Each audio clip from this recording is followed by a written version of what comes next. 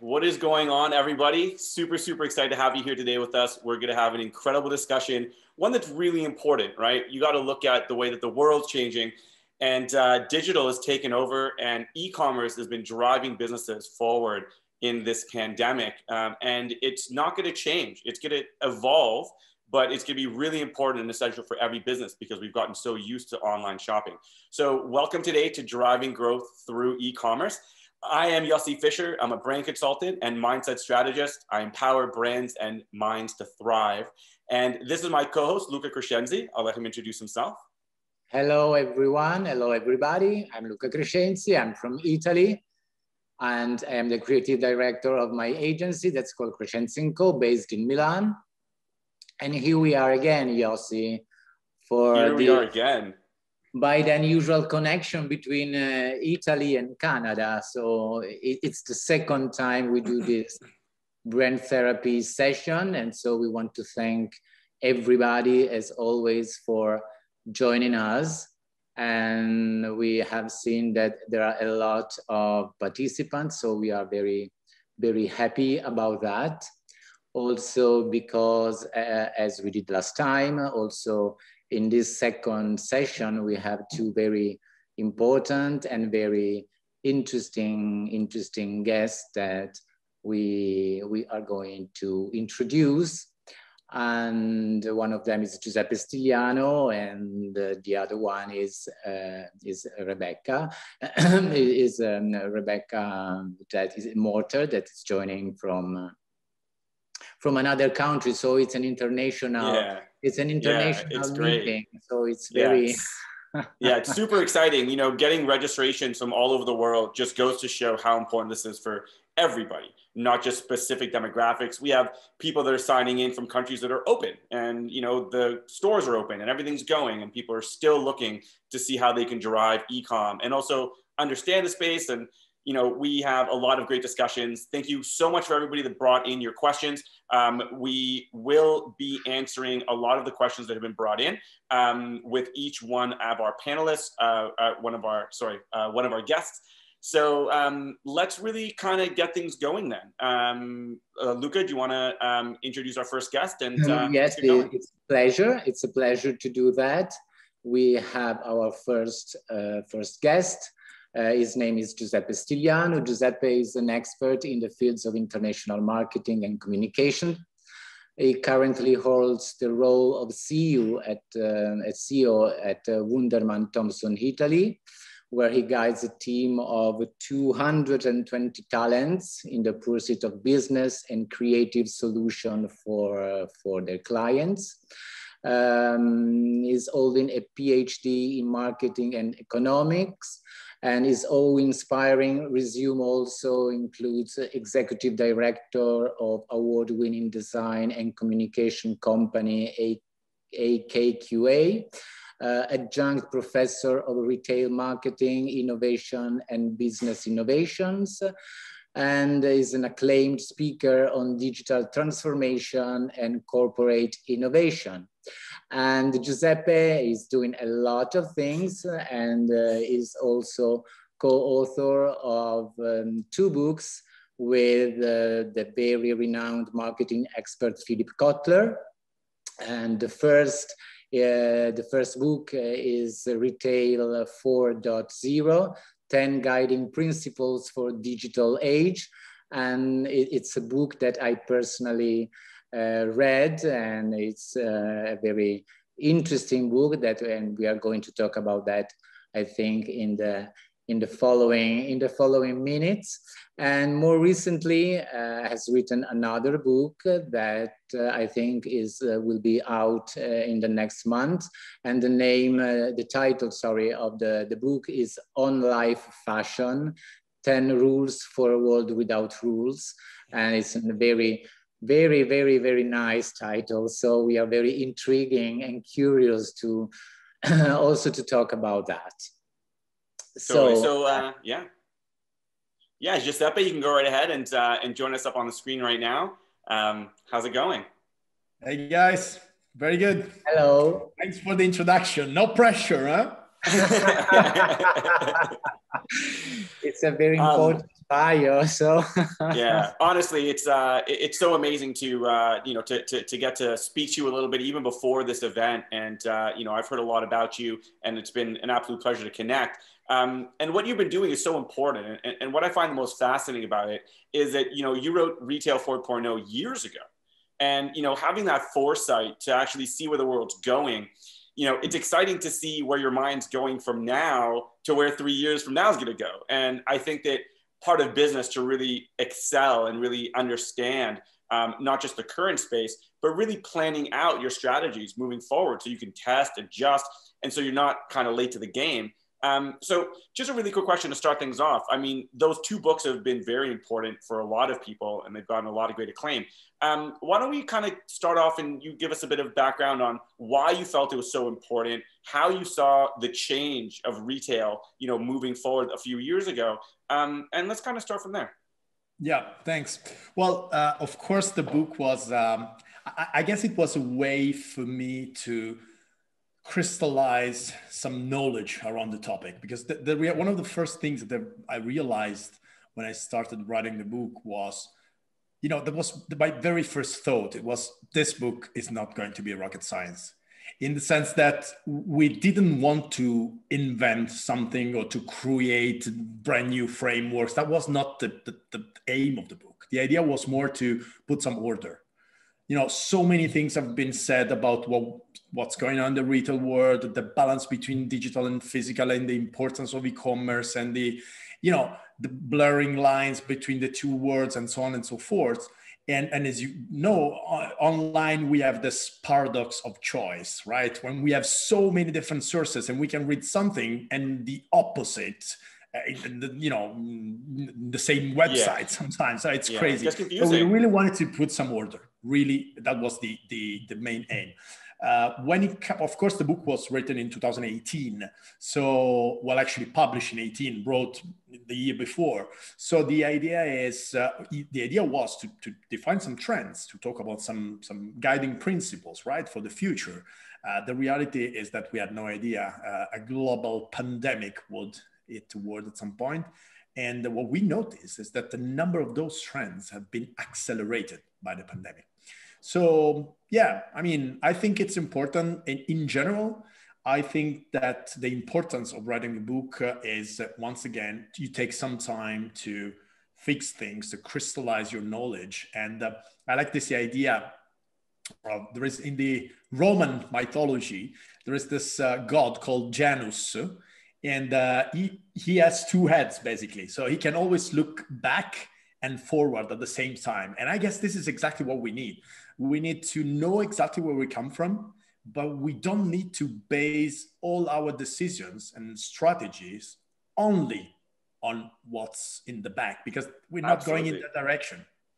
Yeah, absolutely. Now, it's interesting because you touched on some key fundamental principles. You said that you've seen kind of exponentially move in a much more rapid pace. What are those key things that you mentioned that you've noticed now that are really important, very relevant right now for businesses? Well, for sure, I would say e-commerce. But I know it's an easy answer and it's so obvious, but the reality is that if you look at the data, e-commerce in the last 10 months grew like crazy everywhere in the world. We all know that necessity is the mother of invention. So we had to buy online because we had no options. But the reality is that typically, this is about, it's once you do something online, especially if it's e-commerce, you realize that, especially if it's, buying grocery or easy products, the result is that you don't go back. It's so convenient that you don't go back. And what we noticed writing the book and doing the research is something that we defined the spillover effect, which basically means that if you're not used to buy online and you start doing that, you develop some sort of experiential benchmark. You get used to that convenience, that easy access, 2 click or 1 click away from what you want, and you bring that experiential benchmark. That's why spillover effect from one sector to the other. So the impact, you can see the impact in all sectors, including beauty and food, and of course, fashion. And you can feel it, you can see it. If you look at the data, it's like 29%, plus 29% in Europe. I have some data from Wunderman Thompson Intelligence, which is our intelligence team, and it's APAC plus 26%, North America plus 31%, West Europe, sorry, plus 26%, Central Europe plus 29%, Latin plus 36%. It's crazy. It's growing like crazy. And what's interesting is that 66% of people on a global level, they declare that their shopping habits have changed for good. That's why I say e-commerce, because it's like it's a paradigm shift. No, it's interesting, and that's what I've been hearing a lot as well, right? And it's and this is actually going to lead into where we're going to go. Now, we have some questions from our audience, which we will ask you after this. But a lot of people, when you talk about getting that experience, and then a lot of people not turning back, a lot of them are also looking for the better experience, right? Because you said you have a benchmark, so now it's like if you go to a site that's better, for the user experience, and it's easier to shop, or they make it more accessible, then you're going to kind of stick with them. And so now there's this competition, not just for the brands, right, but also for the experience. So what a lot of people do, and what I notice a lot right now, because people are just trying to rush and just trying to put a shopping cart on their website and call it e-commerce. What I really want to talk to you about right now is, obviously the future of online shopping and where it's going, but I really would love for you to explain to people the importance of the customer journey in the process of e-commerce. Yeah, that's crucial. That's crucial because especially when we talk about those blurring lines between physical and digital, we start seeing, we had started to see some behaviors that, I like this acronym from Google, that is ROPO, R-O-P-O, which means research online, purchase offline. Okay. And this is linked to the customer journey. But the thing is that you can read it the other way around. It can be a research online, purchase offline, or it can be a research online, offline, purchase online, which is exactly the point. People don't care about channels and online or offline. Now, when we watch Netflix, are we online or offline? If I am in a store and I pick up my smartphone, am I online or offline? If I change my mind because I don't want to wait in line, I pick up the phone and I buy on Amazon something that I was supposed to buy there, and I changed my mind just because I didn't want to wait. Blurring lines. So if we don't understand the customer journey, if you don't see how people behave in the real world, I like this quote. It says, if you want to learn how a jaguar chases, you should go to the jungle, not to the zoo, which means basically that's, we have to look at how people actually behave. And the customer journey is exactly this. It's about looking for specific, real, actual behaviors, and also for pain points. And that's where brands can win. If you focus on the customer journey, if you can focus on those unmet needs or those desires that are not served in a proper way, in a suboptimal way, then you can give an answer, and you can develop a service, and you can play a key role. And that's when, as Kotler says, that's when marketing becomes more important than sales.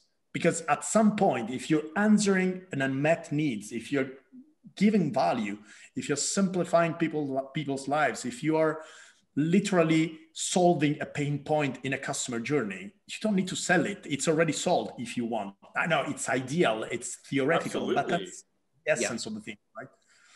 And I think that what you are saying, it's very, very interesting, expressed in your previous book, that it's also about customer journey, and you suggest 10 golden rules. Be invisible, be seamless, be a destination, be loyal, be personal, and so on. And the impressive thing about that book is that was written 3 years ago, but it looks like it was written yesterday, or I mean, after the pandemic. And it's very interesting because you have foreseen a lot of things together with Philip Kotler. So reading that book now, it seems very, very, very, very, you know, current. It seems like it was written during the pandemic. And it's very interesting because all the things you are saying now are all well described and written in that book that I suggest to everyone, because it's very, and it's also, so I'm very curious also to know something more about the new one that is out when? Well, so here, 1 second, really quickly. I don't want to jump too much. I really want to focus on this customer journey for a quick second, because I had something that came to mind when you were talking about, you know, the research offline, online, you know, purchase on, you know, it's really fascinating because I think you touched on it. And what a lot of people miss out on the customer journey is that there's two parts essentially to a buying process. There's the pragmatic part. How easy is this? Is this cost effective? Can I get it now? Do I, right? Like there's a very like, how is this going to happen? And there's also the emotional part of the experience. And I think that, you know, you were touching on this, and that's why I want to elaborate a little bit, because the emotional part of how we shop online, right? It's not just, oh, well, now this is easy, because now the world's going to start opening up, you know, some places slower than others, but the emotional drive to get people in is such a big part of that. And like you said, it's not just about sales, you know, it's about marketing. Marketing's about emotion. Branding is about emotion, right? It's like, you know, you don't buy Nike shoes because, you know, a couple of years ago, they started putting banner ads on your screen. They've been building brand and marketing for, you know, 40, almost 50 years now, right? I think 1971, something like that. So I really find that really fascinating. And like, do you have any tips specifically in terms of that customer journey where, you know, brands and businesses can make it more than just about the transaction? Well, we could talk 1 hour about this. But there is one thing, as you said, there are some sort of recurring mistakes that we tend to do when we work on that. One of the things, and by the way, the pragmatic part is so relevant, especially now. So looking at the data, 61% of people on a global basis declare that the number one reason for shopping from one online retailer versus another is free delivery. Just to talk about that convenience and that pragmatic part, but the emotional part is crucial as well. One tip that I would like to share is, please do not do the mistake of thinking that online is about an easy transaction and offline is about experience. That's too simplistic. That's not the case. It can be in some cases, but it's not enough. It's not enough to say that, oh, of course, on the physical retailer should create an experience. It's not enough. It's too simple. It's not like that. I give you an example. Absolutely. If I work from 9 to 7 and I go to the supermarket before I go home, I don't want an experience. Oh, actually, the only experience I want is to get in and out in 5 minutes. And probably I don't want to interact with any human being. Right. So it's not an experience. I am a locator, right? I just want to locate my product and get out. So, but I am in a physical store. What I want is to get my product in that specific moment. The problem is that the same individual in the same supermarket on a Saturday afternoon, I can spend half an hour checking all the white wines from South Africa. And if there is a sommelier who tells me the story about the wine and asks me why I want to choose that specific wine, and I tell him that I want to cook that specific fish, so he tells me the story about blah, blah, blah, I stay there. And I'm not a locator. I'm an explorer because I want to buy something, but I want some inspiration and I need help. Thing is that the same individual on the same Saturday afternoon, if I see caviar, which I don't like, so I'm not an explorer in that case because I don't have to buy it, but I'm curious because I don't understand why people spend so much money for fish eggs. So if I see the like an installation or something with all this caviar, I can spend 5 minutes, 10 minutes there, just checking everything and the price and the different fish and blah, blah, blah. I'm not even an explorer. I'm a dreamer. I'm dreaming of something, but I don't even know what. I don't care about the product. So locator, explorer, dreamer, same person in the same place. Absolutely. What kind of experience do you want? What kind of experience do you deliver as a store manager, as a store owner? So it's not that easy. That's my point. So do not be too simplistic. That's the advice. And, listen, it makes a lot of sense. And, to kind of bring it into, knowing your customer, knowing your customer base and not making it so transactional, luxury was this thing where people were like, why would people buy luxury online, right? That was a big challenge for a lot of brands. And what they did was they took the experience of shopping online and made it personal. They were like, well, the same experience that people get in the shop, that emotional, we have to figure out how we do that online. So what they started doing is they started scheduling VIP concierges so that when you wanted to go and shop at Gucci, for example, online, you could book in a time and you'll have somebody that'll talk to you about the collection. They'll understand who you are. They're going to see what fits you, what doesn't. They're not just going to give it up to chance. And so that's one experience. And on, brands and businesses on a massive scale is difficult, but not even just fashion. You can even look at furniture, right? Have somebody on the screen to be like, hey, you know what? Why don't you show me around your house a little bit just with your camera?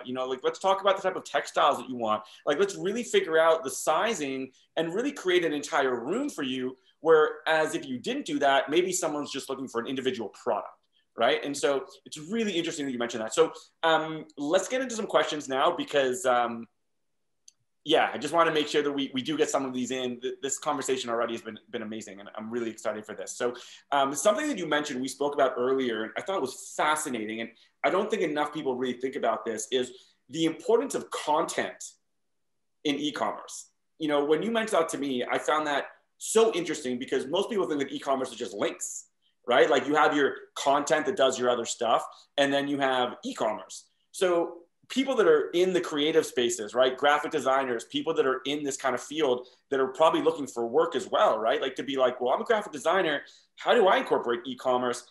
The content conversation is fantastic. So why don't you elaborate on that and explain the importance of content in e-commerce?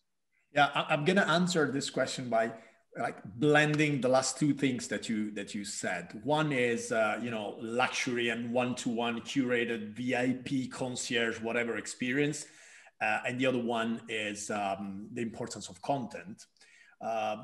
So first thing first, we're human beings. We like to be treated as individuals.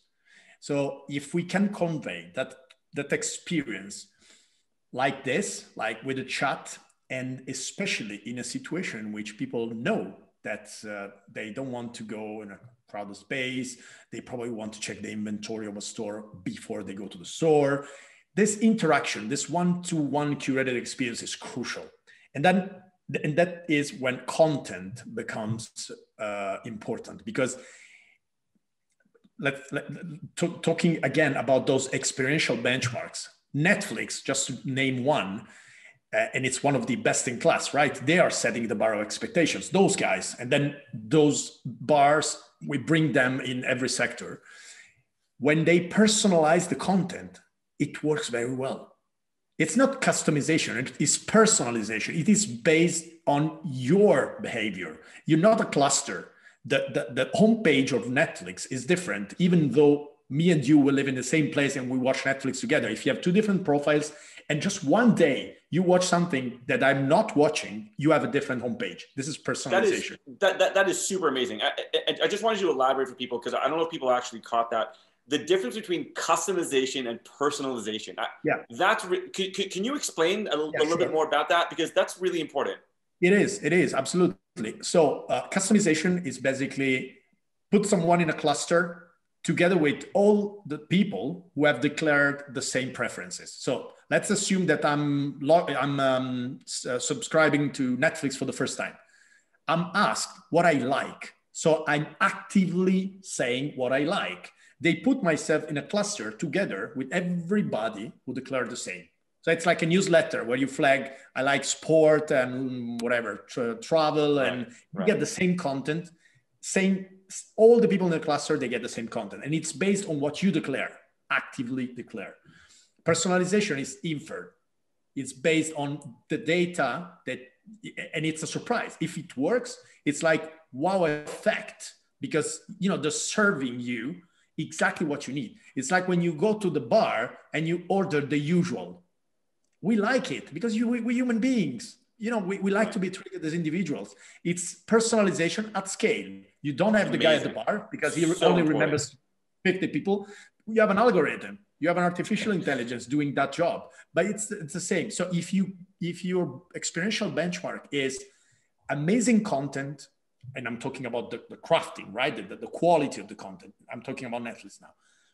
Completely personalized, so completely targeted and completely relevant for you. And we experience that. They build a bubble for us. It's like you can pick up all of them. You're gonna like them. They know it, and it's amazing.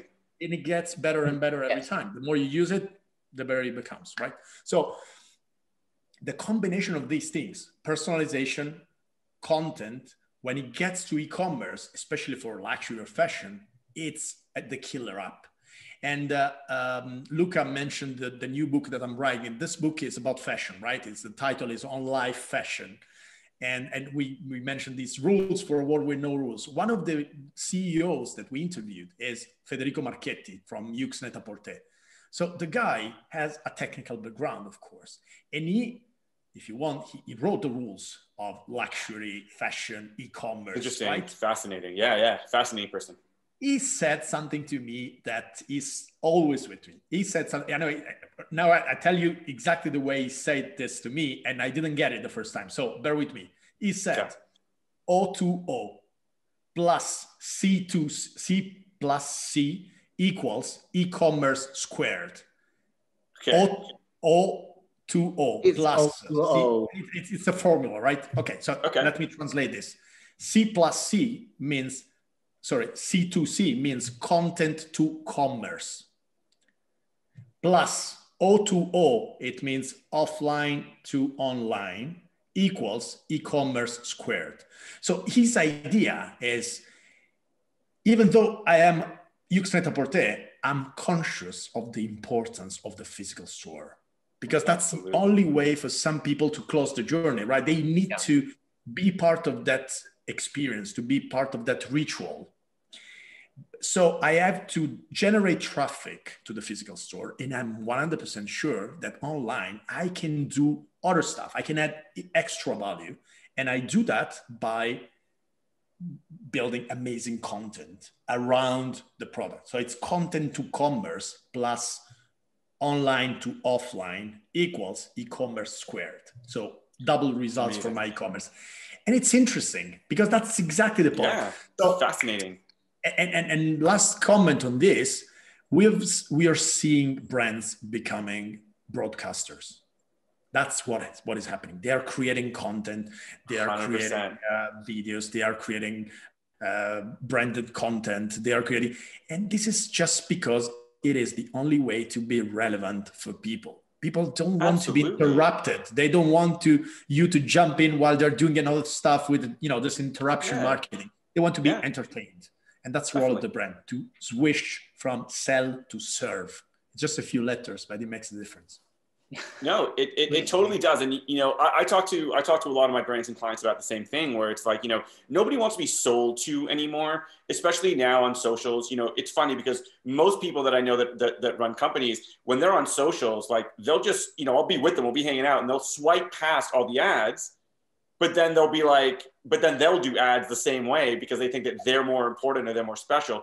And I tell people all the time, and it's such a great point that you brought up. It's that, any business or brand online has to be a media company first and their business second. When you're providing information and content around your space, it's providing value for people. There's ways to sell in that process. without offending and constantly being like, new thing, wouldn't you be cooler if you wore this? Like, you know, talking about what's going on in the space. You know, sustainability is a big thing. And I love that Rebecca's going to be coming up soon. And we're going to talk about that because she works with a lot of sustainable brands. But like, there's so much missed opportunity for people because they just try to sell. And then they sit and they go, well, why is nobody buying? But then when people try to sell them, they go, stop it. Just stop selling me. And, you know, it's really an interesting dynamic, and bringing that up is fascinating. And listen, it's so interesting because we had a few more questions here, but we answered all of them pretty much. You know, I mean, there was a question here where with the world opening up again, will e-commerce still be important in the new normal? And you know, that was your answer. It was like, yes, but you have to merge that digital. And so before we kind of get off with you, is there anything else you want to add and share with our audience? Anything you think that would be, you know, very valuable just before you leave? Yep. And then we'll get you to share, you know. Yeah, there is one thing that's related to, because the more you talk, the more I want to add. No, I know, this is amazing. I love these kind of things. You mentioned something that resonates with my point of view, and it's, I guess brands should think when they build a relationship with the target, with people. I don't like this target campaign. It's from the war. I don't like to use those words anymore. So when you deal with people as a brand, you have to remember, you have to remember two things. One, we all know that the customer is king, that the customer, you know, it's been king for a while now, right? But now he has the power that goes with the job title. You know what I mean? It's like we can really vote every time that we buy something. We can really choose, because you know, supply exceeds demand by far. So of course they have, them have the power.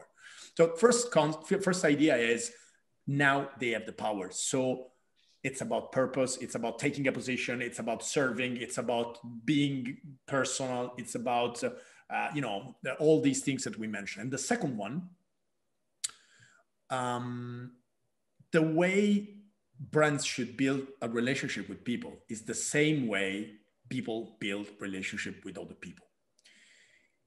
If we are friends, I want to see you again, and maybe more often, because I feel good, because you share things with me, because we are aligned, because you take the same position as I would, because you make me laugh, because you entertain me, because you're fun, because you're friends, I like your friends, blah, blah, blah. So we should do the same. And I don't want to spend time with you because you tell me, oh, I'll buy you a ticket for the match. It's one time, oh, I say thank you, but the third time I feel not at ease. I mean, you're buying things for me. That's exactly what's going on today.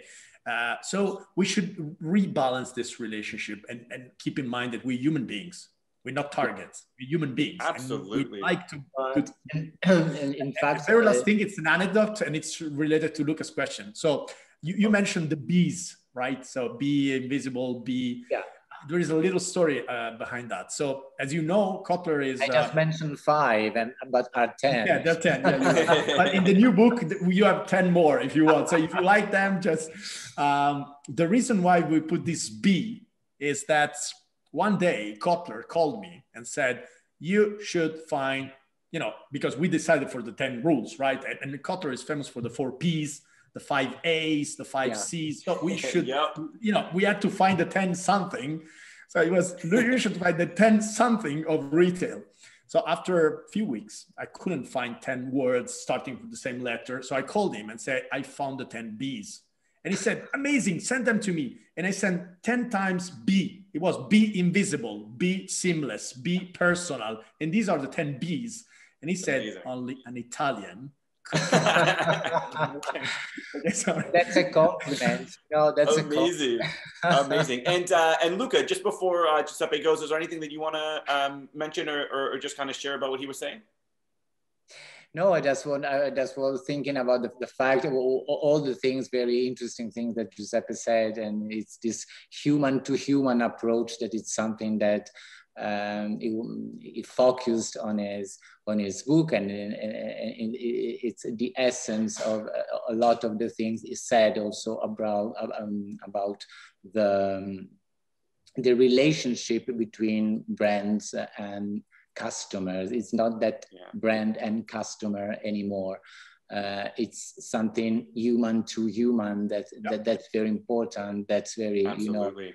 The difference between how it was before and how it is in this moment, and of course it will There's be a nice future. way to synthesize this. We should shift from branding to customers to branding through customers.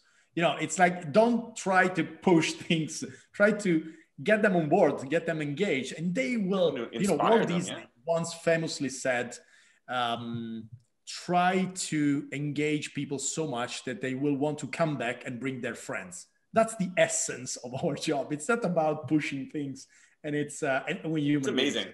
No, that's amazing. Well, listen, we have gone a little bit over with you, but for a lot of really great reasons. That was super incredible. So really quickly, if people want to learn more about you, if they want to get your books, if they want to follow you on social media, why don't you tell everybody where they can find you?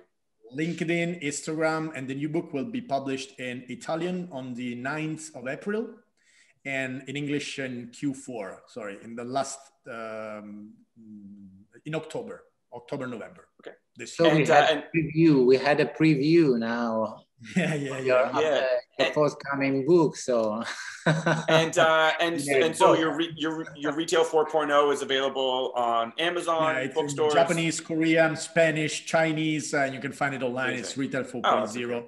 You should write Kotler Retail 4.0. If you write my name, you don't find me.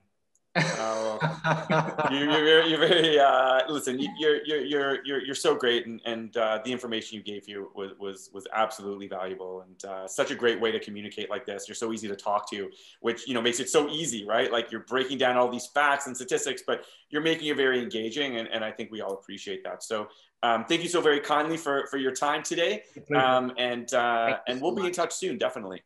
Absolutely, with pleasure. All right. Thank you so much. Bye, everyone. Thank you, Giuseppe. Thank you so much. So here we are again. Yeah, I mean, that's fascinating to me, right? I love that we started with Giuseppe, just because he talks about the bigger, broader, macro environment, right? Yeah. Like, he really connects e-commerce to life and vice versa. And I think that people are so focused on figuring out e-commerce that they forget about that customer journey that he was talking about, right? They forget that this is still an emotional process. It's not just transactional and how can we get more sales. It's building, it's growing. It's that personalization that he was talking about versus customization. It's getting on, I found it really fascinating. And before we go on to Rebecca, is there anything specifically that stood out to you, Luca, that you thought was really just like, wow, like such a great way to put that? But I think that there is something interesting, and it's also something that Giuseppe and Philip Kotler has written in the previous book, and have seen that this concept is back in the title of the new book, and it's the concept of on life. It's not online or offline or online. It's a broader concept, and it's a word, but I think that it's very meaningful. It's on life, because reality now is not in a way or in another. It's online or offline. It's a unique experience that is blurring the lines. And I think that this expression on life expresses at the best way this concept. So definitely. No, I totally agree. And so, like I said, it was really exciting to get Giuseppe on first, because he talks about the macro space, and I think that brought a lot of really good points. And we're going to choose Rebecca right now, and she's a lot more hands-on. She's a lot more technical, and she'll really be able to help people on like the actual actions that they should be taking. She works with, she's worked with over 200 brands in this space. And Luca, I'll get you to introduce her, and you guys can learn a bit more about her, and then we'll invite her on. So yeah. So we are very proud to introduce our second guest. Her name is Rebecca Morter. Rebecca has been a force in the business and fashion world. ever since her graduate collection at the University of Arts of London was picked up by Lady Gaga, Charlie XCX, and a lot of other worldwide celebrities. With her vast experience in design, brand building, and within the fashion industry at large, Rebecca founded Lawn Design Club, a global online marketplace and pop-up stores across the globe, connecting, and that's very, very important, connecting consumer to ethical, independent fashion and lifestyle brands. And that's very, to me, it's something, and not only to me, very, very relevant, important in this moment, this connection between independent and new fashion brands and the ethical side of commerce. So it's something that I'm very focused on personally. So she has worked with over 200 brands to date, and Lawn Design Club is set on a strong growth path to disrupt and reshape the future of both the retail and digital consumer shopping experiences. So that's it. So Rebecca. Yeah, Rebecca, come on in, come and join us. Hi. Hey, how's it going? Yeah, hello. Good. Hi, how are you guys? Fine, thank you. Very good. Yeah, it's an exciting conversation, and we've really gotten the ball rolling. And like I was telling people before, really excited to have you because people do talk about the macro industry in general, and it's important. But a lot of people are like, well, but what do I actually do? And like, let's really kind of break it down in terms of like the tactical action steps and really focus to see how they can actually help their specific brands. And the great part about you is that you work with brands of all sizes. So you're not in a little niche where you're, really focused on very specific things. You help so many diverse independent brands, startup brands, and also very well established. So really, really excited to have you with us today. Yeah, no, it's great. Thanks for having me. And I caught some of the previous conversation, which was super fascinating. And I couldn't agree more about the human to humanness. And it's literally one of the pillars that we're built on at Lawn Design Club. And I've just seen it work so successfully when you can get that right digitally and physically. It's also such a beautiful experience for the customer that it's so hard to, it's so genuine and authentic. And I think when you can get that right on both channels, it's just so powerful. Yeah, definitely. And I mean, the reason why I'm really excited to have you on here is because e-commerce is e-commerce. We know that it's around and things are happening. But I mean, we've known each other for a little while now. I met you when I was living in Milan at the time, and you were starting your pop-ups in Milan. And your business was obviously online, but it was really focused on that retail experience. And watching you evolve and adjust and adapt, doing those digital storefronts and, elevating your eComm experience and just the innovation behind it was phenomenal and super inspiring for me as well. Because you really, in my opinion, really leading the charge in the space that you're in. And I think that's probably a great place to start. So, how do businesses really get ahead with innovation in tech, right? Like in terms of visibility in their audience, and also, what tech are people using that maybe not be serving them as well as they think that it is? Yeah, super interesting. I mean, the innovation space is it's going crazy at the moment. I think we're all seeing, on LinkedIn or Instagram, these new things coming out constantly. Everyone right now is trying to problem solve or trying to solve, how do we effectively sell online? How do we do it properly? Because I think one of the big things that everyone saw that we had to address through the past year across COVID was, we really thought that the digital sphere was growing well and that we had an idea of where it's going. And I think the past year has shown us just how much in its infancy that really is, and just how to really elevate and take digital shopping to the next level to actually bring it on par with physical or better. We have a long way to go. There's a lot about sizing is obviously a huge issue.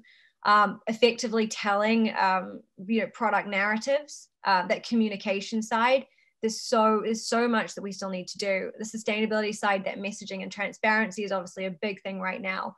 And I think there's a lot of work going into solving how we can properly sell that customer. And a lot of it, I think Giuseppe addressed a couple of things which was super interesting about that personalization and that communication. And we're seeing a kind of mixture. There's definitely a lot of gimmicky stuff still, which we had pre-COVID, you know, the kind of thing like you go into Burberry and there's that mirror that like supposedly tells you stuff when you get close to it. And you're like, why do I need this? How's this going to help me shop? You know, you've got the same thing online and it's like, oh, cool, I'm going to go see the mirror. And you get there and you're like, wow, I don't need this. But cool, you know, and everyone's writing about it. And then, you know, we've got the same stuff online. I think there's a lot of it still in the kind of VR space. And the AR space. Is some amazing milestones being hit, but we're still so far off how we actually shop, you know, how we actually essentially, you know, try on, or how we actually can bring these pieces into our lives through that technology. Although it is, you know, it is rapidly developing, which is so exciting. I think for us, what we've seen is there's been a lot of innovation. Broadcasting was mentioned by Giuseppe. I think this is probably, if I'm being totally honest, the hottest space. And this is where everyone is seeing the biggest potential. You know, I had a conversation with some, with people in the kind of investment sphere the other day who were saying live commerce will be the scalable revenue stream of the future across all channels, not just fashion, but essentially, you know, forget e-commerce. It's all going to be about QVC, this idea of like QVC for millennials. And I think a lot of it goes back to what Giuseppe was saying, human to human. We're desperate for that. We're social creatures. You know, it's not like in the future, we're just not going to want to talk to anyone or be social. We're going to want that. We're just going to have to find new ways of adapting and how that works, which is why I think live stream is so important. But I think there's just to kind of summarize, or I guess on the innovation sphere and the tech side, we've all got an eComm, or a lot of, you know, it's easy to get an eComm. It's pretty low barrier to entry. Shopify, pay 20 quid month on month, you know, there you go. You've got a basic site. But I think the bit that's really interesting, or the bit that we really need to focus on now, is how do we create that communication with our customer? You know, how do we open that conversation so it's not this robotic transactional process that it used to be, but it's a proper friendly approach. And you're, like Giuseppe also mentioned, you're speaking to someone you know, and you want to be their friend. You want to be in their circle. In fact, you want them to like you. You know, you want to be given that 10% discount. You want to be given a little gift at the post. You know, you're desperate for that. So you refer all your friends, you know, and you tell everyone about it. And then everyone's like, do you own shares in this company? Why are you advocating so much? You know, but that's what we're driving. And it's that network effect that is so crucial. But I do, you know, I think a lot of this goes back to authenticity, being genuine across all your channels, and using innovation where it's going to aid and help. So through chatbots that are properly, you know, equipped to personally connect with someone, and various little things. WhatsApp, a huge driver right now, but building those personal connections is absolutely key. Yeah, totally. It's actually interesting that you mentioned WhatsApp, and you know, I'm working with a lot of people on developing, you know, those communication channels offline, because there is so much static online, and there are so many people out there throwing stuff at you. You know, you go to Instagram right now, and every third post is an ad, and it's just, even if you like the company, you're just, you know, after 15 ads, you're like, okay, I just, you know, it's just too much, and you start, you know, muting things, and all of a sudden things kind of change. But when you talk about WhatsApp, you know, there's great platforms out there. One called Community. I don't think it's available in Europe and the UK yet, but in the US, it's pretty predominant. And essentially what it is, it's a messaging app to your clients, and they actually don't have to download an app. It just goes straight to their phone. And when they register, they put in some of their details. And then when you send them a message, you're not bothering them because they told you what they want. You're not just mass sending out. And definitely this vanilla approach to e-commerce is, you know, like, oh, we're going to do one piece of content, and we'll put as many different diverse things as we can, so this piece of content could be for everybody. And people don't realize that you can niche within your grander space of your customer. And I've seen you do that a lot. You know, I obviously subscribe to your mailers because I like keeping tabs on everyone, and I know how innovative you are, and I love watching where you're going with that, and how personalized, even in one single email that you send, like how personalized each one of those brands is, and how you guys present that, and I think it's fascinating to really watch your you know, your concern, right, for also, you know, the brands, because your kind of, you know, LDC is that middle space, right? And I think where a lot of brands get lost is, you know, they'll be in a you know, it's like they're just another brand in the cog, like in the machine. But you do such a great job at really, even online, you know, personalizing those experiences, and that's why I'm so fascinated to have you on here today. Well, thanks. That's great to hear. I mean, we really try. Yeah, I think that has been a big thing for us, is not, you know, we were never set up. We never kind of entered this, or I never set this up to just be a brand. You know, it was never, I want to build a brand because I want one. It was because it was very much purpose driven.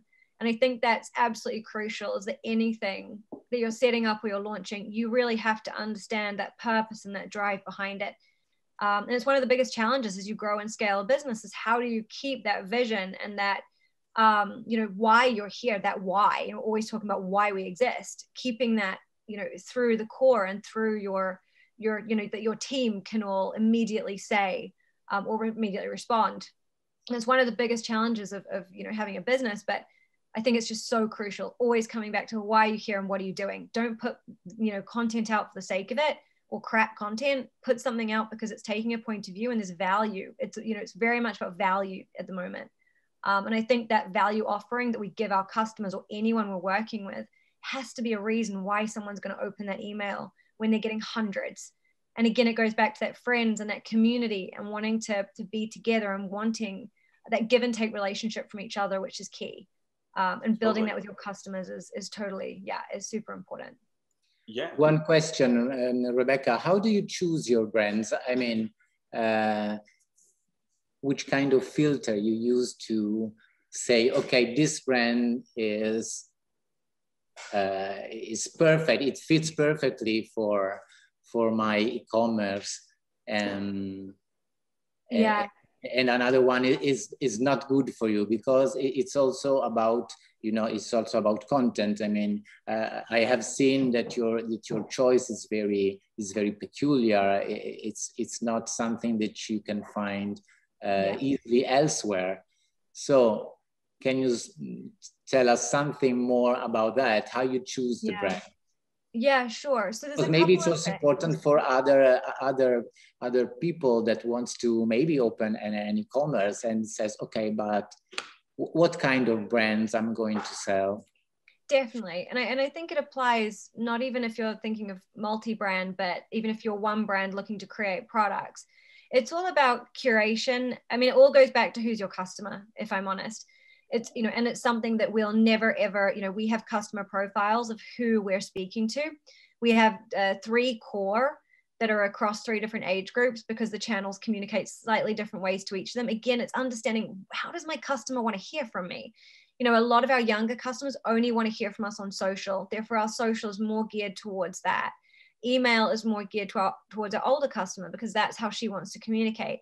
And it's really important that we don't put out super young content on our email, because that older customer will be like, whoa, no, I don't want to be part of your community, and vice versa on our social. So it all goes back to, like, you know, it's surveys, it's speaking, it's literally just getting on WhatsApp or the phone with our customers. Who are you? Obviously not like this, but essentially finding out exactly who these people are and what drives them and what do they want to see. Because the last thing we want to do is put stuff out that's going to put off our customers. We're out of business. So it's definitely starting there. The big things for us are curation, which is super important. It's values, which for us is about fitting into sustainability, ethics, and social responsibility. And that's our own morals and our own values as a company of who we want to work with and what those businesses support. And then the final one is, how can we operate inclusively, but understand that the curation part is key, because I can't take a brand on that, you know, I can't just sit here and say I take anybody because I want to support, you know, put all of them out there. because I would do them a disservice if I took a brand that didn't fit, if the price point wasn't right, if its values weren't right, if it wasn't for my core customer and I couldn't sell them and it didn't work and we couldn't give them any value at all, it would be pointless. Totally. So it's very much about understanding that end customer and understanding how that fits into your, you know, your pillars. And those are the most important ones for us. And we're still, you know, we're still very early days with all this. We're still really learning and understanding and trying to understand how to grow this and get it right. Which again goes back to my earlier point that I think e-commerce is in so much more of an infancy than any of us thought. And we have a long way to go as an industry. So yeah, so let's talk about that. Sorry, Yossi. I was saying that it's very interesting because you used the word curation. And it's very interesting how what you are saying and what you are talking about, it's mixed with also Giuseppe said before, because one of the 10 B's he was talking about, it's be a curator. And so it's very interesting how you use the same word because it's a very important topic. Being a curator for an e-commerce is like being a curator for an art gallery. You have to have the same eyes and the same approach to what you are going to choose and then sell and then promote. And so it's very interesting how the broader vision of Giuseppe, because it's his job to have a broader vision, you know, is overlapping with your experience, with your everyday experience. So it's very interesting. Yeah, 100%. Yeah. So okay. So now I really want to get into a little bit more details. I really want to provide a lot of value for people that are really struggling right now. We started talking about innovation. Could we talk a little bit about what innovations are coming up in eComms based on kind of what people were doing and innovations that are really driving eComm sales, eComm platforms at this point? Yeah. Broadcasting, I think, is for us the biggest one on the list. You know, we're seeing it. Coach have launched Coach TV. Various platforms are dabbling with this.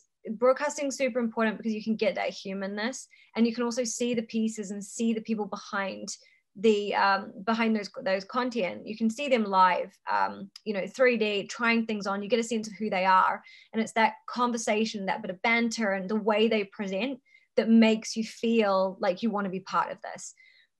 So that's a huge driver. It's in its early days. I think it's definitely more the future. In China, it's driving about, I think they said by 2022, it's going to drive 20% of all e-commerce sales, which is huge. It's only a year away. That's massive. And obviously in China, it's much more ahead, but to drive 20% of all e-com sales is just insane. So I think that shows the growth trajectory of this. I think there's a lot of innovation that we're seeing, or interesting things around sizing. I think this is something it's super interesting. You know, and I know Giuseppe touched on this. Returns are they're one of the biggest challenges right now for all online businesses. It's one of the reasons that I believe physical won't die, is because it just makes, you know, it's that experience, but also the fact that you can try something and you can, you know, you're there to essentially try the piece and take it home. And I think that is something that will live longer.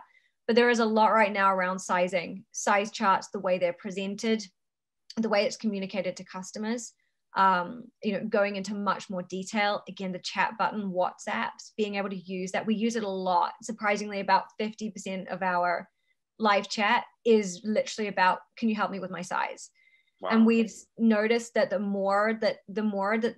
less automated that chat box is, and the more it's from a real human that's actually answering and actually knows the pieces and knows the brands, the more they can answer, you're just so more likely to convert without a return. And customers need that reassurance that they're getting proper, trusted response. A couple of it's super interesting. The way ours works is different people on the team can use it depending on, so we have a couple of people at the moment in the US, which means it's great for time zones. But what we have noticed is, because it does sign you in individually, And we've noticed that customers actually start to, especially returning customers, build a relationship with one particular sales associate. So once they've had that chat and they're reassured by that first purchase, they won't go back to the live chat. They'll go direct to because it becomes personal, whoever they speak to. They'll go back and they'll want that specific person to answer further questions going forward, which is amazing, but fascinating of how we want that personal relationship and that personal service, even digitally, and trust that person. We've had some customers say, whatever you think's best. You know, I've never met these. That's the dream, right? That's the dream. Some of the team are like, I've never met you. I don't know. I mean, you were, you know. No, it's really great, you know, and it's fascinating too, you know, working with a lot of fashion brands myself, you know, like you said, sizing is a massive thing. And, you know, chatbots is phenomenal. I love the way that LDC has incorporated that into their overall strategy. You know, something that I've noticed also that helps a lot is, like you said, it's elaborating on your sizing, not just small, medium, large, but where you're going to measure it from, right? Like, you know, it's like this waist or this top or this dress or whatever you have. It's like, well, okay, well, how do I actually know my measurement? Not small, medium, large. Like, okay, so shoulder is about this and waist is about this, and you know, measure from, you know, this cuff. I founded a company with my family called Copper 88, and we do compression garments. And for that was really important, because what ended up happening was people would use an elbow sleeve, but they would just kind of put it wherever they wanted, and then it wouldn't fit properly. So we had to actually say, okay, measure, you know, your size is based on, you know, 5 inches up from your wrist, and, you know, like halfway through, whatever. And then, you know, where it's supposed to fit. And that's, you know, that little bit has massively reduced returns for us, because people weren't just buying stuff, not knowing how to put it on, or expecting something different, and then being like, well, I don't want this. And as Giuseppe said, a lot of returns now, you really want, if they're justified returns, you know, you take that burden on as a brand, because you want to make it as seamless as you can, but that really adds up. And so these little bits are fascinating to me, because people overlook these things, but they're so important. So I really appreciate you sharing that. And we do have a few questions from our attendees, but I do still want to just get into this with you a bit more. So what else that in the innovation and tech space that you know, brands can use to also help their visibility and reach their audience, you know, on an e-com kind of conversation? So I think for small businesses, the most important things are, especially in the early days, I mean, it depends of course on the stage, but, you know, once you say super early, you've built a site, or you're about to build a site, you've got a great product, what do you do? And I think this is almost where there's a lot of not mistakes, but often it can become this big thing when it doesn't need to be. The big things that we always focus on, or that I personally think are super important, is content. And that was raised earlier. Content is absolutely key. The photos, the imagery that go on your site have to be absolutely the best they can, because that's literally all you have to sell. And I think it's super important that they're done to a really high standard, and they're done in a way that a customer can understand.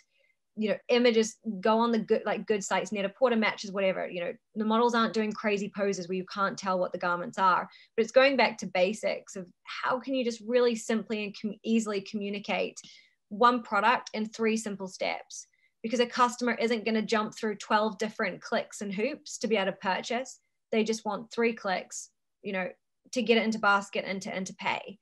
So I think content is super crucial, being really concise with your marketing and the way that you communicate, basic and simple, but effective, and in the tone of voice of your brand is absolutely key. So I think a lot of it is kind of just really nailing those basics, which I think a lot of people miss or get wrong and try and overcomplicate things. I think collaboration is absolutely important as well, and we don't see enough of this. I think there's far too much competition as opposed to collaboration still, which is ridiculous, because, you know, we're all in the same sphere. You know, if someone's buying a brand similar to yours, that's even more reason, if they buy that, they're more likely to also convert and become one of your customers. I think there's a lot we can do around the collaboration space to really help, you know, especially if you're a brand in the more sustainable, ethical sphere. It's still a bit harder. You know, customers are still not fully converted. The prices are a bit higher. The communication isn't as strong yet. It's still early days. So being linked to or collaborating with other businesses in that realm is absolutely key to grow your own brand. And I think we need to see a lot more of that. And I think you can get for free, essentially, you can get a lot of awareness and drive a lot of traffic and learn a lot from peers. That's a really important thing. Yeah, please, Luca. No, just a question, Rebecca, how your customers are involved in the theme of sustainability in fashion? The customers? Yeah, I mean, because it's very important for you, the ethical sphere of, of the brands that are part of your e-commerce. And a very important issue in this moment is sustainability in fashion, to create something in fashion, to create product in fashion that are sustainable. Is that something that you promote through your brands in your e-commerce? And it's a topic that you are very fond of? Yeah, I personally believe nobody should launch a brand in this day and age unless they've seriously considered their footprint of what that means for people and planet.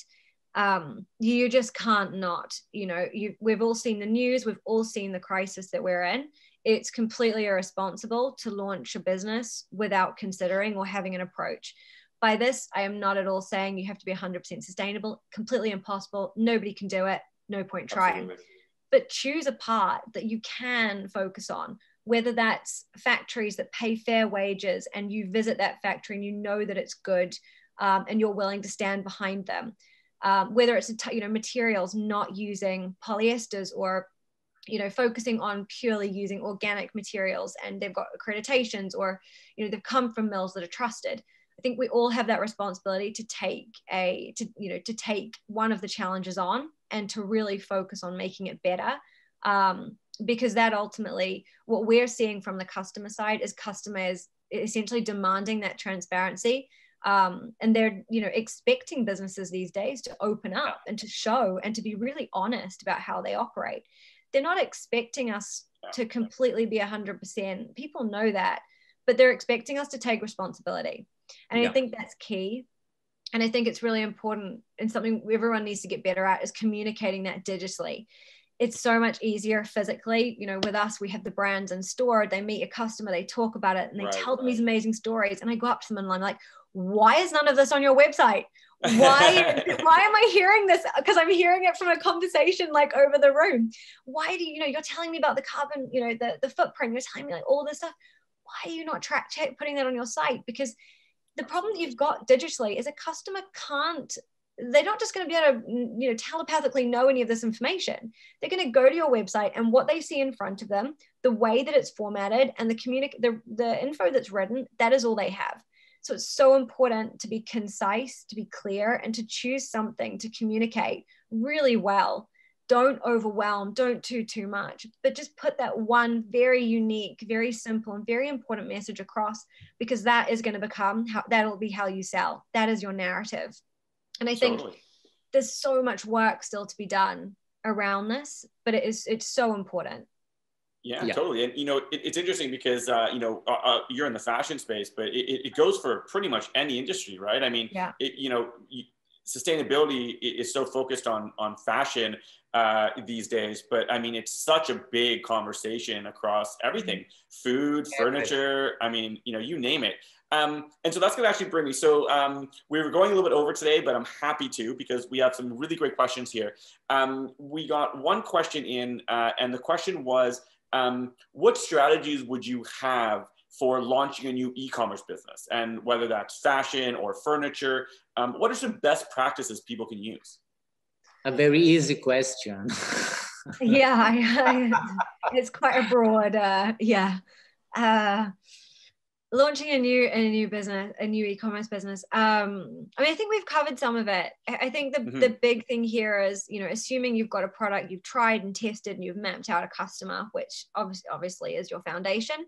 I think you're actually in a great place you know, where things are. You know, you've got some great tools available like Shopify, so easy and fantastic to build an e-com store. You've got social media that's free and at your fingertips.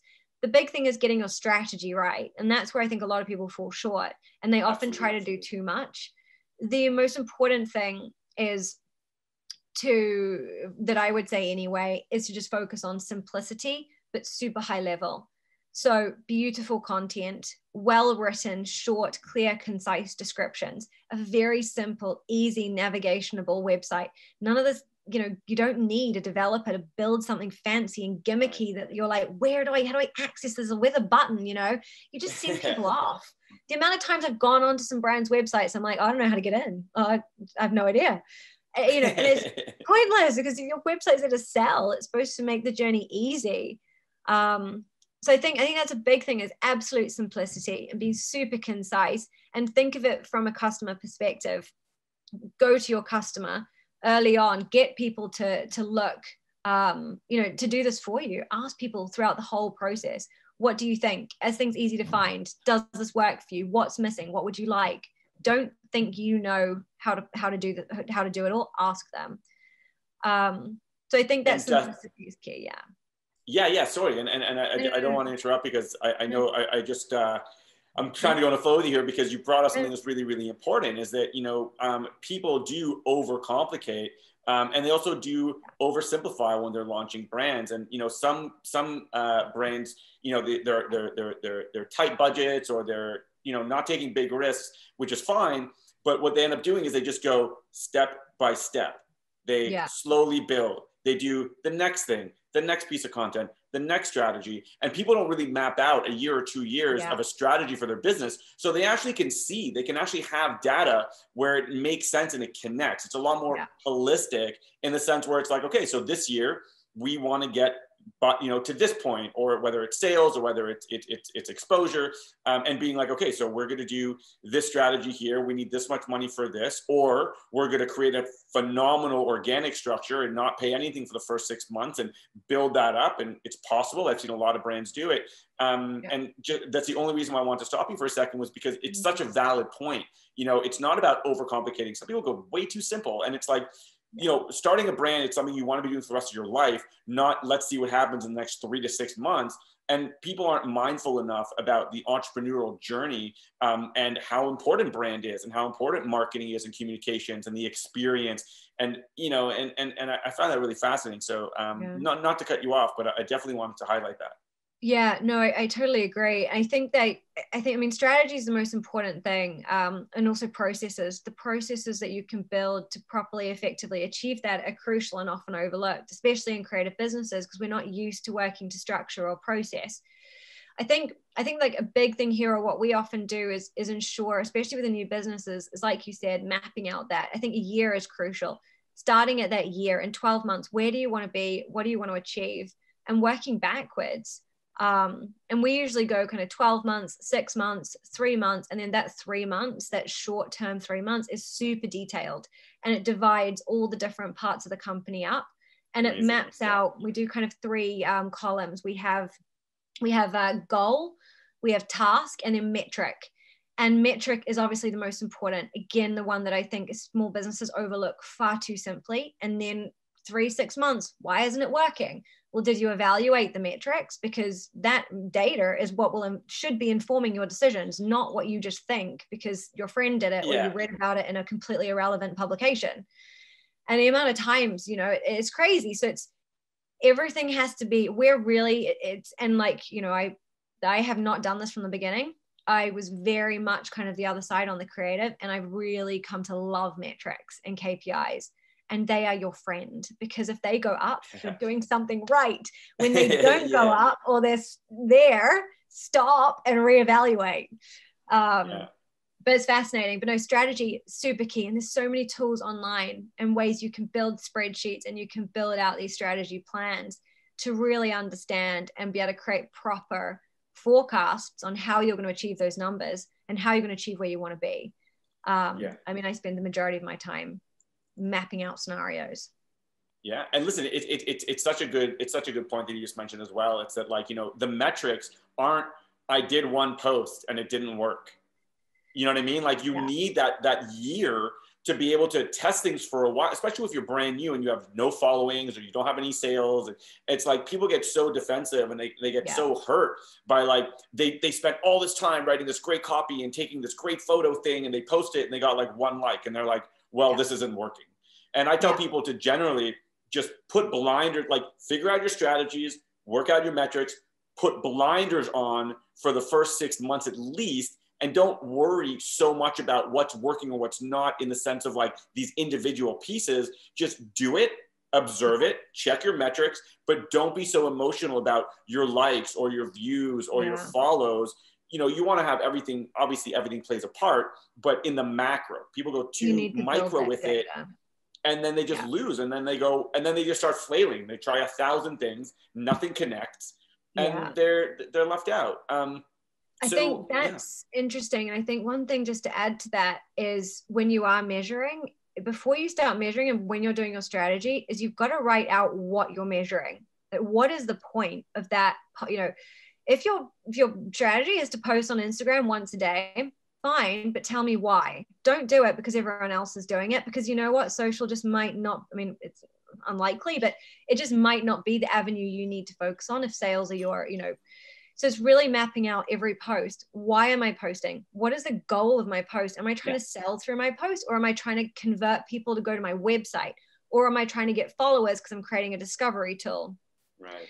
And then it's like, how many of the people that did like, or of the following, or of whatever views you're getting on your social, how many actually went to your site? Where did they land? Then what did they do? Did they go anywhere, or are they going to your site and then they're leaving? Because then that tells you a really big thing. Your social's working, but your site's shit. So it's really understanding that journey. Otherwise, you're doing so much work for zero results. And I love that. And I love that. And I think that defining why you're doing something, the cop-out answer that I get from so many brands is sales. Everything is sales. And that's why your communication sucks. Your marketing strategy sucks. That's why you're not mapping out like, let's build engagement. Let's look at sales and obviously drive towards that. But like everything isn't sales. And people get so caught up in that. And they're like, oh, well, sales isn't going. It's like, well, but you're trying to sell and you don't have anything already, or you're pushing it too hard. And I tell people that all the time. I think it's such a great point that you made. It's like, why are you doing it? There's different metrics and different reasons to do something.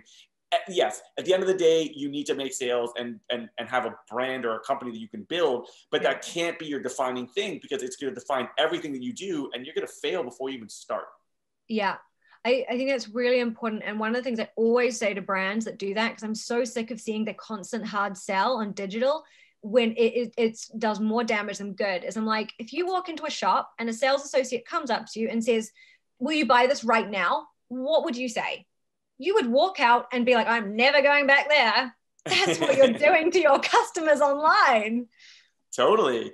And okay, so we're about 5-10 minutes away, everyone. For everyone who's still here, thank you so kindly. We're trying to cover as much as we can.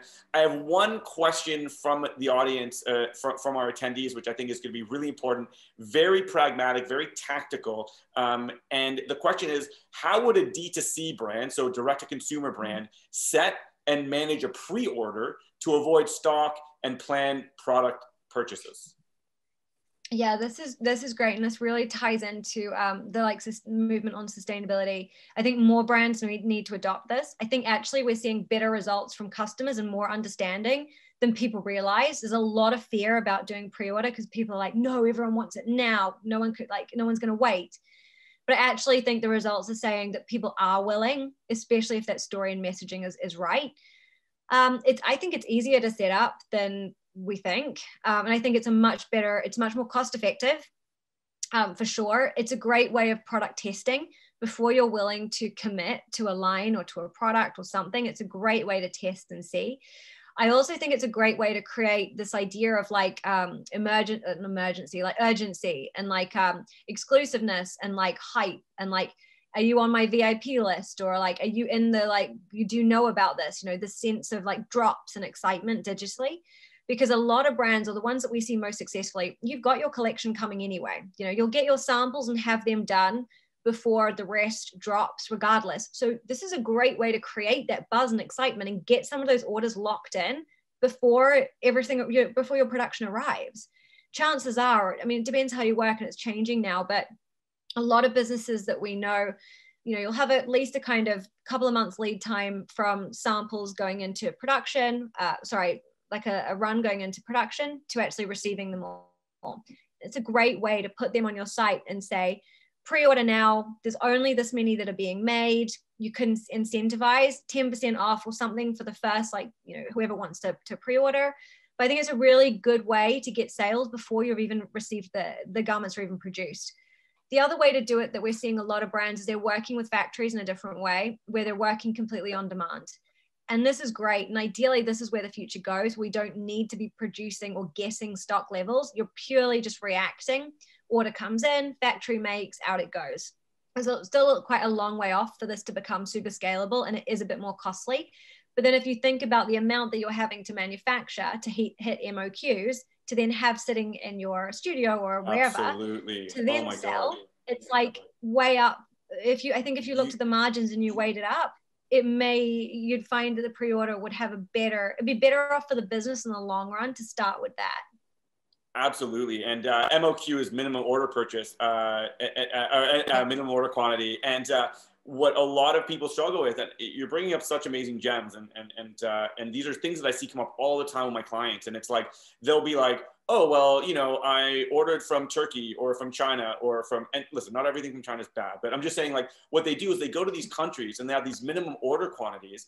And they're like, well, I ordered this because one piece would have cost me, I don't know, let's just put something out there. Like, one piece would have cost me 50, but 100 pieces cost me 30.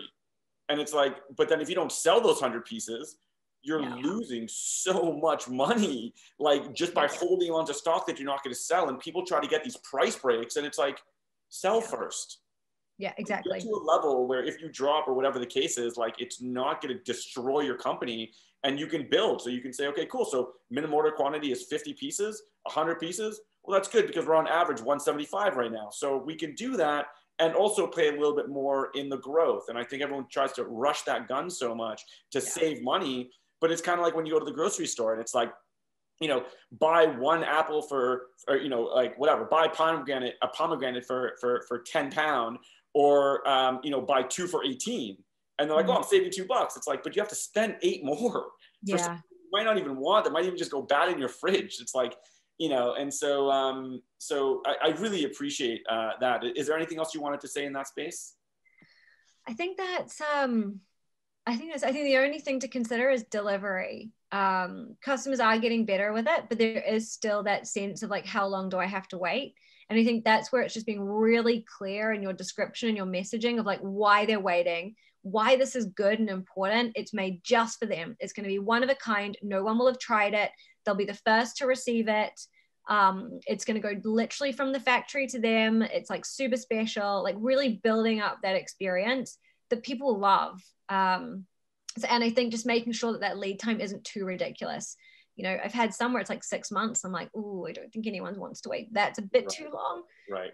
Some companies are doing it now. It's like 2 to 3 weeks. I think that's really amazing. I don't know the proper kind of the makeup of how they're doing it, but I think there are more and more factories, especially smaller local ones, that are willing to do this, because it is going to be a model that I do believe is going to be part of the future. Absolutely. Absolutely. Well, listen, before we get off right now, do you want to tell everybody where they can find you, where they can get more information about Lone Design Club, or anything you want to share just so people can reach you? And you're doing incredible things. So it's, Lone Design Club. Yeah. So, if you're a brand, do feel free to hit us up. We'd love to help where we can.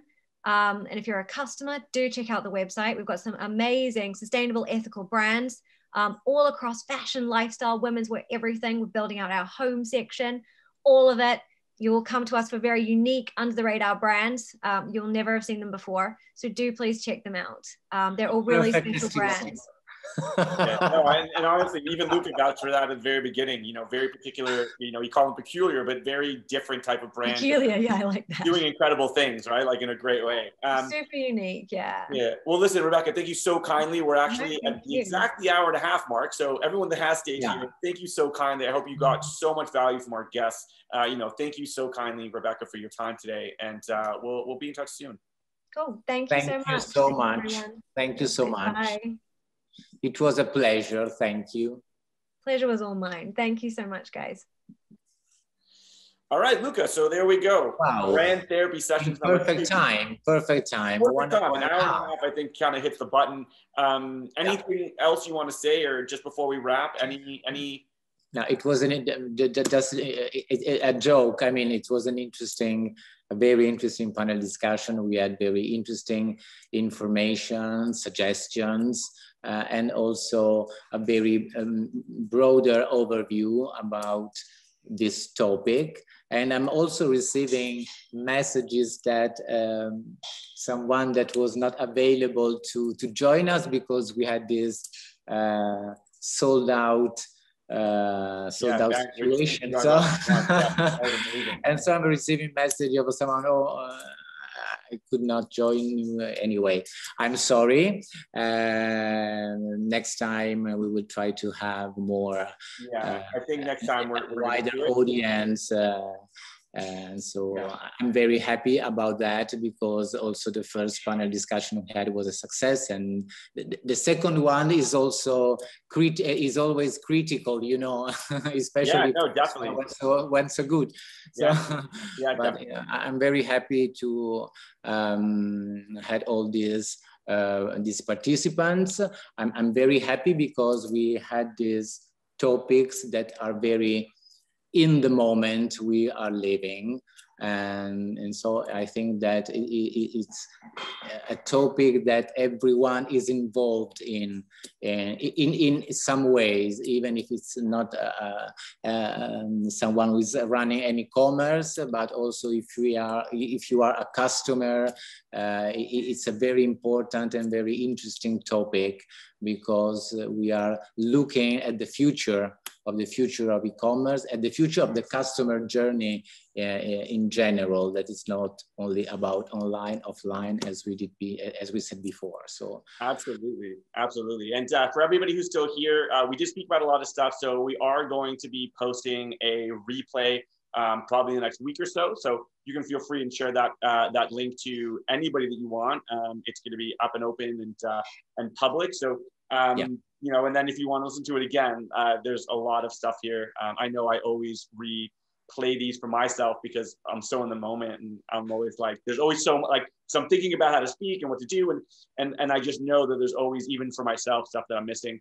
But otherwise, thank you all so much for joining us. I hope you have a beautiful day wherever in the world you are. If it's bright and early, good day. If it's way late, you know, sweet sleeps. And thank you all. You can find Luca or myself on social, LinkedIn, Instagram. And we are looking forward to the next Brand Therapy event. We will be dropping tons more content, very much like Luca said, in the moment, specific stuff that is going to help propel your business and help you thrive in this marketplace. And if you have suggestions for the next topic, about the topics of the next brand therapy panel discussion, write to us on all the social that we have. So it could be interesting to, you know, to choose among different topics. So absolutely. And that's it. Everybody have an incredible, incredible day, and keep in touch. We love communications. We love connecting with people on socials, and feel free to reach out anytime. Otherwise, sending my love from Toronto. And hello from Milan. A big kiss to everyone, and thank you. Thank you all so much. We'll see you soon. Bye.